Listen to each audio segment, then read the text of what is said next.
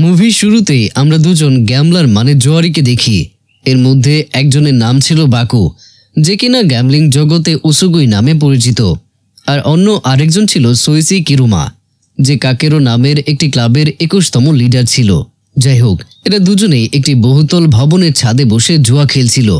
এই জুয়া ক্লাবের নাম ছিল কাকেরো, আর এটা জাপানের সবচেয়ে বড় জুয়ার অর্গানাইজেশন ছিল। এখানে জুয়ার জন্য বিভিন্ন ক্যাসিনোর ব্যবস্থা ছিল, আর এখানে শুধু এলিট ক্লাসের লোকেরাই আসা যাওয়া করতে পারত। তো জুয়াতে যেমন হয় আর কি, তেমনি করে বাকু একসময় কাকেরো ক্লাবকে চ্যালেঞ্জ করে। সে এমন একটি বেট ধরে যার জন্য নিজের জীবন তাকে বাজি রাখতে হয়। বাকু আসলে সেই ক্লাবের লিডার সোইচিকে লিডারের পদ থেকে রিপ্লেস করতে চাচ্ছিল। এরপর সেখানে রেফারি আসে আর তাদেরকে গেম বুঝিয়ে দেয়। গেমটা হলো তারা যে লোকেশনে বসে আছে সেখান দিয়ে কোনো প্লেন যাবে কিনা।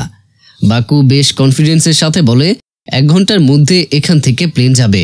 কিন্তু সোইচি ক্লাব এত পাওয়ারফুল ছিল যে সে তৎক্ষণাৎ জাপানের সব চলমান ফ্লাইটের রুট বদল দিতে আদেশ দেয়।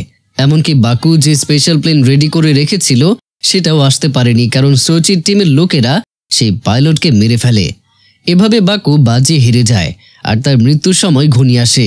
রেফারি বাকুর মাথায় পিস্তল ঠেকায়, কিন্তু যখন গুলি করতে যাবে তখন সোইচি সেটা থামিয়ে দেয় আর বাকুকে বলে তার জীবন ভিক্ষা দিতে পারে, কিন্তু তাকে এই শহর ছেড়ে দূরে কোথাও চলে যেতে হবে, আর কাকেরো ক্লাবের মেম্বারশিপ থেকেও তাকে বাদ দেওয়া হবে। এবার 3 বছর পরে ঘটনা, যেখানে বাকু একটা ছোট শহরে থাকে। সেখানে একদিন গলির মধ্যে জুয়াতে কিছু মানুষের কাছে গিয়ে 1 মিলিয়ন ইয়েনের বাজি ধরে। সবাই প্রথমে বেশ অবাক হয়ে যায়, কারণ অনেক সময় ধরে তারা বুকি নামের একজন জুয়ারুকে সেখানে হারাতে পারছিল না। কিন্তু বাকু এখানে এসে প্রথম দানেই জিতে যায়। এরপর বাকু একটা গোপন তথ্য সবাইকে ফাঁস করে দেয়। আসলে বুকি এতক্ষণ জিতে যাওয়া ছক্কার ডাইসের মধ্যে চুম্বক রেখেছিল, আর দ্বিতীয় চুম্বকটা টেবিলের ঢাকনার নিচে।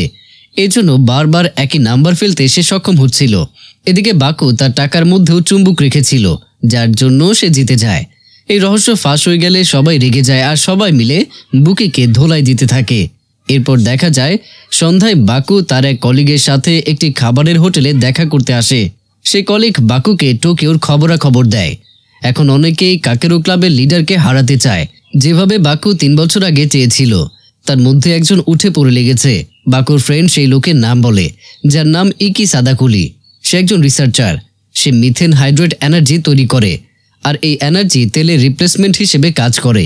ইকি তার সব ফান্ডের টাকাই এই রিসার্চে খরচ করে, কিন্তু ল্যাবে একদিন ব্লাস্ট হয় আর সেখানে থাকা ইকির সব সহযোগী মারা যায়। আর সেদিন থেকে ইকি গায়েব হয়ে যায়।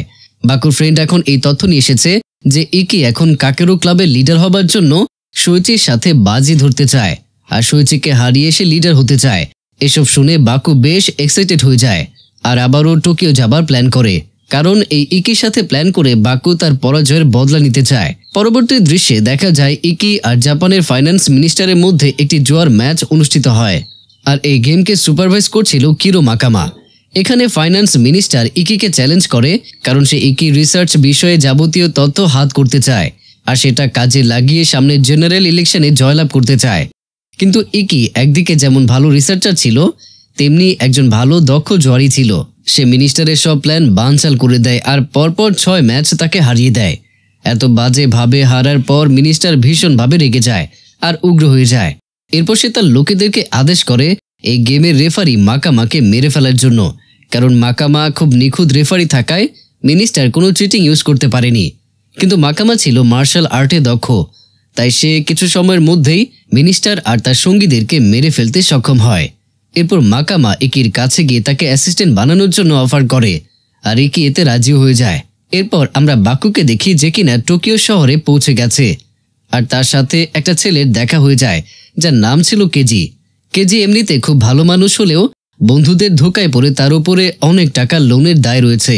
বাকু তখন কেজি প্রতি মায়ে পড়ে যায় আর সেই লোন পরিশোধ করতে কেজিকে হেল্প করার সিদ্ধান্ত নেয়। এরপর সন্ধ্যায় তারা একটি অবৈধ ক্যাসিনোতে যায়, যেটার মালিক ছিল র্যানকো নামের একটি মেয়ে। মেয়েটা আবার বাকুর পুরাতন বন্ধু ছিল আর কাকেরো ক্লাবের মেম্বারও ছিল। এখানে বাকু আর কেজি তাদের কাছে থাকা টাকা দিয়ে রোনাল্ড খেলায় বাজি ধরে, আর বাকু তার সব ট্রিক্স কাজে লাগিয়ে অল্প সময়ের মধ্যেই 5 মিলিয়ন জিতে যায়। তাদের এই জয় দেখে সেখানের অন্যান্য মেম্বাররা অবাক হয়ে যায়, আর সাথে সাথে র্যানকো অবাক হয়ে যায়। টাকা নিয়ে ফেরার পথে বাকু সব টাকা কেজিকে দিয়ে দেয় যাতে সে লোন পরিশোধ করতে পারে আর বাকি টাকা দিয়ে সুন্দর জীবন কাটাতে পারে। তারপর কেজি থেকে সে বিদায় নিয়ে নেয়, কারণ বাকু চায় না জুয়া জগতে সে কেজির জীবন নষ্ট হয়ে যাক। এরপর আমরা কেজিকে দেখি যে তার লোন পরিশোধ করে বাকি টাকা দিয়ে জীবন কাটাতে থাকে। কিন্তু কিছুদিন যাবার পর কেজি সবকিছু বোরিং লাগতে শুরু করে।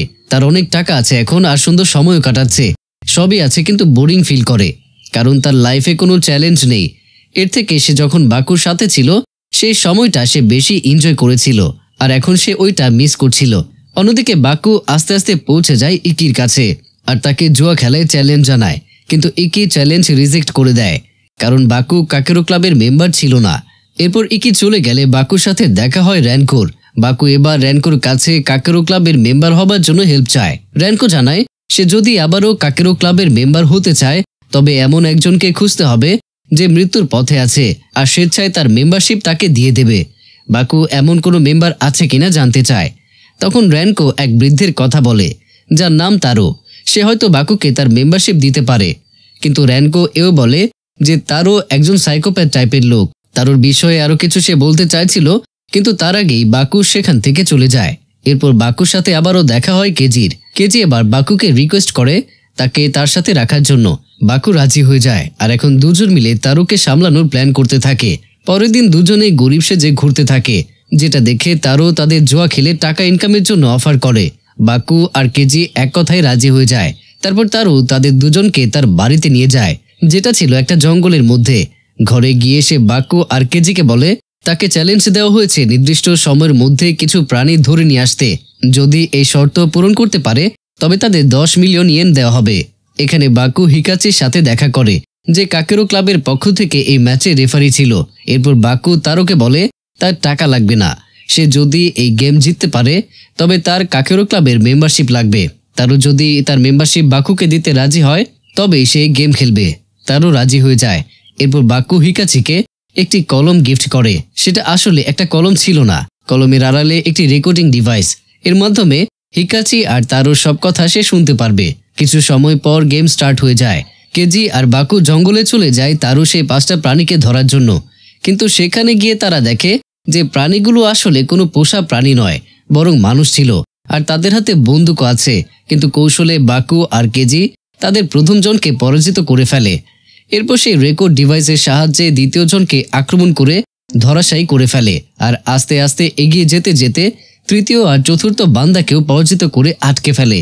এরপর তাদের পোশাক পরে নেয় যাতে পঞ্চম জনকেও ফাঁদে ফেলতে পারে, আর একইভাবে পঞ্চম জন ফাঁদেও পড়ে যায়। এভাবে বাকু আর কেজি সময়ের মধ্যেই 5 জনকে হারিয়ে দেয় আর জিতে যায়। কিন্তু এতে তারও ভীষণ রেগে যায় আর সেখানে আরো একজনকে ডেকে আনে বাকু আর কেজিকে হারানোর জন্য। আর সে আর কেউই নয়, তারও ছেলে রোডেন ছিল। রোডেন আসলে মানুষ ছিল না, এক ধরনের মনস্টার টাইপের ছিল যাকে বলে মানুষের রূপে দানব। তো সে যখন আসে তখন তাকে দেখে বাকু আর কেজি পালাতে শুরু করে দেয়। এদিকে রোডেনের একটা সমস্যা ছিল, একটা রোগের কারণে সে 15 মিনিট পর পর ঘুমিয়ে পড়ত। বাকু আর কেজি পালাতে পালাতে একটা কাঠের ঘরের মধ্যে আসে। সেখানে ক্লোরোফর্ম টাইপ মেডিসিন পায় আর সেটা দিয়ে সে অস্ত্রের মতো কাজ করার প্ল্যান করে। সেটা স্প্রে করে রোডেনকে অজ্ঞান করে ফেলে আর পরাজিত করে। আর এভাবেই বাকু আবারও কাকেরো ক্লাবের মেম্বারশিপ জিতে যায়। এটা অবশ্য তারও রাগের কারণ হয়ে দাঁড়ায়। এরপর হিকাচি এসে কেজিকে কাকেরো ক্লাবের মেম্বার হওয়ার জন্য অভিনন্দন জানায়, কিন্তু কেজি অবাক হয়ে যায় যে কেন সে মেম্বার হয়েছে, বাকু কেন হয়নি। তখন হিকাচি বলে সুইচি আজীবনের জন্য বাকুর মেম্বারশিপ কাকেরো ক্লাবের থেকে ক্যান্সেল করে দেয় আর সে তোমাকে অস্ত্র হিসেবে কাজে লাগিয়ে মেম্বারশিপ জিতে নিয়েছে। বাকু কেজিকে ইউজ করেছে এটা জানার পর কেজি রেগে যায় আর সে মেম্বারশিপ নেবে না বলে জানায়। তখন হিকাচি তাকে বাকুর উপর বিশ্বাস রাখতে বলে আর বোঝায়, এতে কেজিও মেনে যায়। এরপর বাকু রোডেনের কাছে যায়। তার শরীর হয়তো দানবীয়, কিন্তু তার আত্মা ছিল মানুষের মতোই। বাকু সেখানে গিয়ে তাকে মুক্ত করে দেয় আর তার দলে যোগ দেওয়ার অফার করে আর সে রাজি হয়ে যায়। এরপর আমরা ইকি আর তার টিমের ফ্ল্যাশব্যাক দেখতে পাই। আসলে সেদিন মিথাইন হাইড্রেট এনার্জি তৈরি সফলভাবে হবার পর জাপানের ফাইন্যান্স মিনিস্টারের সাথে তার একটা মিটিং হয়। সেখানে ইকি বলে সে তার এই আবিষ্কার বাইরের দেশের সাথে ফ্রিতেই বিনিময় করতে চায়, কিন্তু মিনিস্টারের এটা পছন্দ হয় না।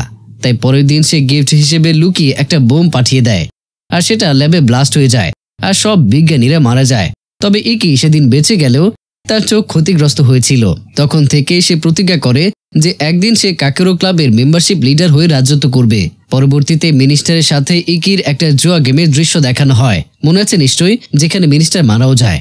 এবার সেই দিন চলে আসে যেদিন বাকু আর ইকির মধ্যে জুয়ার গেমের লড়াই হবে। সেখানে কাকেরো ক্লাবের অনেক মেম্বার আর এলিট ক্লাসের লোকেরা উপস্থিত ছিল। সেখানে র্যানকো ছিল, কিন্তু যখন তারা গেমের মঞ্চে উঠে আসে তখন ইকির অ্যাসিস্ট্যান্ট কেজিকে ভয় পাইয়ে দেয়, কারণ সে অ্যাক্সিডেন্টাল গুলি করে একটা সিসিটিভি ক্যামেরা ড্যামেজ করে দেয়। এরপর গেম শুরু হয়ে যায় আর হিকাচি দর্শকদের আহ্বান জানায় তারা তাদের বেট লাগানো শুরু করতে পারে আর কে জিতবে সেটা প্রেডিকশন করতে পারে। আর সাথে সাথে যারা হারবে তাদের জন্য কি শাস্তি দেওয়ার ব্যবস্থা হবে সেটাও দর্শক ঠিক করে দেবে। এরপর আস্তে আস্তে 2 মিলিয়ন ইয়েনের বাজি লাগানো হয় আর যারা হারবে তাদের শাস্তি হবে সবার সামনে ফাঁসিতে ঝুলানো। তারা একটা হ্যাংকার্ড গেম চুজ করে। এখানে গেম দেখতে কাকেরো ক্লাবের লিডার সুচিও আসে। গেমের শুরুতে হিকাচি গেমের নিয়ম বলে দেয়। এখানে দুই পক্ষের হাতে থাকা কার্ড থেকে কার্ড চয়েস করবে আর নাম্বার মেলানোর চেষ্টা করবে, কিন্তু একটা কার্ড আছে অল্ড ম্যাড কার্ড, যেটা চুজ করলে পয়েন্ট কাটা যাবে। অল্ড ম্যাড কার্ডে 1 থেকে 5 পর্যন্ত 5টা কার্ড আছে আর এই কার্ড চুজ করার মাধ্যমে যার 11 পয়েন্ট আগে হয়ে যাবে সে হেরে যাবে আর তার দলকে ফাঁসিতে ঝোলানো হবে। আর এই গেমে সব ধরনের চিট ইউজ করা যাবে যতক্ষণ না অপর পক্ষ জানতে পারে। প্রথম রাউন্ডে ইকি একদম ঠিক কার্ড চুজ করে, কিন্তু বাকু চুজ করে 5 পয়েন্টের ওল্ড মেড কার্ড। এতে সবাই আশাহত হয়ে যায়, বিশেষ করে কেজি আর র্যানকো, কিন্তু বাকু একদম নর্মাল ছিল। পরবর্তী রাউন্ডেও ইকি সঠিক কার্ড বেছে নেয়, কিন্তু বাকু একদম নর্মাল থাকে আর এক পর্যায়ে সে তার ট্রিক্স ব্যবহার করে তাকে হারিয়ে দেয়। এদিকে মাকামা হার মেনে নিতে না পেরে বাকুর উপরে আক্রমণ করে, তখন হিকাচি তাকে আটকায়।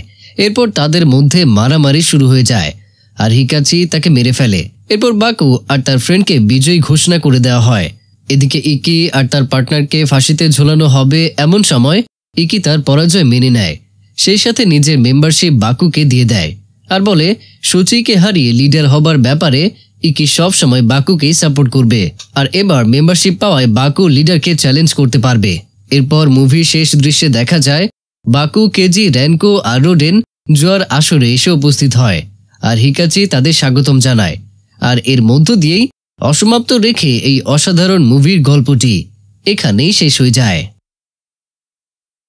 তো প্রিয়জনেরা, কেমন ছিল আজকের মুভির গল্পটি আর আমার এক্সপ্লেনেশন সেটা অবশ্যই কমেন্টের মাধ্যমে জানাতে ভুলবেন না। দেখা হচ্ছে পরের ভিডিওতে। ততক্ষণ পর্যন্ত সবাই ভালো থাকুন, সুস্থ থাকুন আর অবশ্যই আমাকে মনে রাখুন।